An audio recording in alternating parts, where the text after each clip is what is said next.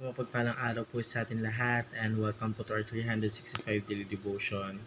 At ngayong araw po, ang pag-uusapan po natin is patungkol po sa ano ang Kristiyanong pananaw sa teorya of evaluation.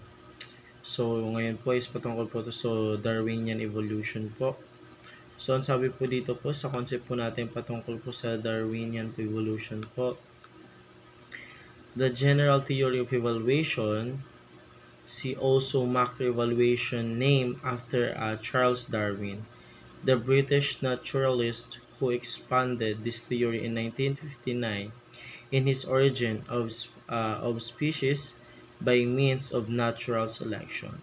So yun po yung sabi sa concept po natin patungkol po sa Darwinian evolution po. And ngayon naman po, tayo po dumako po sa ating Bible reading po na matatagpuan po sa Genesis chapter 1 verse 27.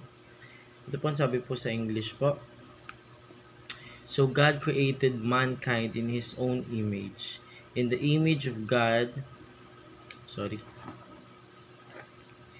He in the image of God, He created them. Male and female, He created them. So ito po sabi sa Tagalog, nilalangan ng Diyos ang taong ayon sa kanyang larawan, sila kanyang nilalang na isang lalaki at isang babae. So sabi po dito po sa Genesis po, ang ating Panginoon Diyos po is gumawa po siya ng katulad po ng kawangis po ng ating Panginoon Diyos or kaanyo na po na ang ginawa niya po is lalaki.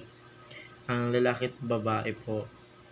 So yun po yung unang nilalang po na ginawa po ng ating Panginoon Diyos. And now tayo po dumako po sa ating teaching. Una, God created science. So ang ating Panginoon Diyos po is create na daw po yung science or sa Tagalog po is yung agham. So ano nga po meron po sa science? So ito po yung science. It is the study po na ginagamit po ngayon po ng mga kabataan po na nag-aaral po. Pero in the start of that po, ang ating Panginoon Diyos po talaga ang nag-created po ng sa lahat ng science po, lahat po ng meron po tayo dito po sa mundong ibabaw po na nai-explain po sa science, but God made the science po. So yung ating Panginoon Diyos po ang siyang pinagmulan po ng lahat po ng science po. Now, paano ko po? Circular education is not neutral. So, ang education daw po natin is circular. So, parang circular po is patuloy po or paikot po na paikot. So, hindi po siya neutral po. Kumbaga, paano may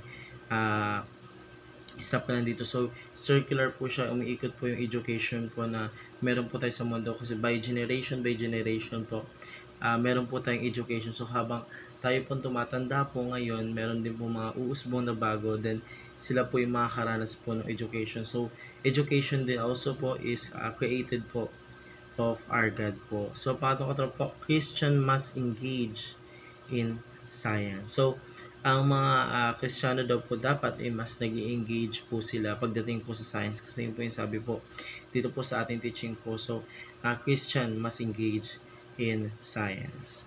So, yun lamang po para sa ano to. Maraming salamat po sa pakikinig and see you po ulit bukas para po sa ating daily devotion.